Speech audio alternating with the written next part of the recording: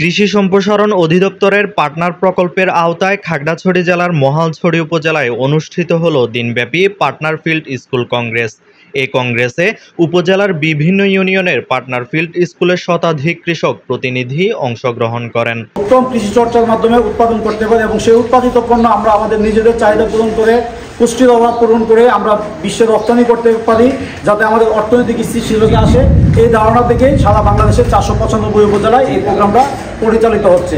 অনুষ্ঠানে সভাপতিত্ব করেন মহালছড়ি উপজেলা কৃষি কর্মকর্তা মোহাম্মদ সৌরভ হোসেন ভূঁইয়া।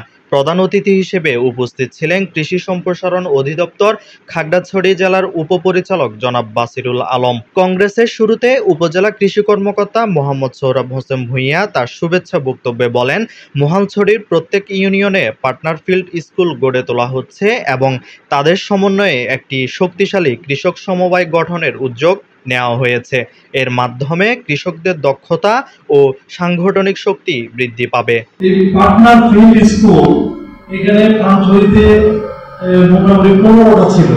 15টা পার্টনার ফিল্ড স্কুলের সদস্যরা, বিশেষ করে সভাপতি এবং সেক্রেটারি, আপনারা সব স্কুল থেকে আসছেন এখানে।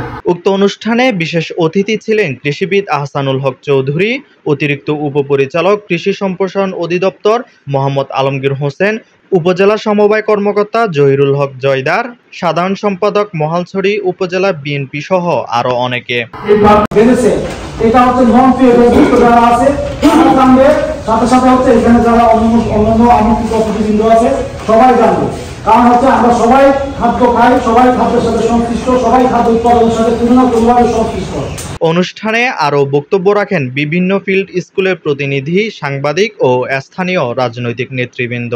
অনুষ্ঠানটি সঞ্চালনা করেন সহকারী কৃষি সম্প্রসারণ কর্মকর্তা মুকুল কুমার চাকমা।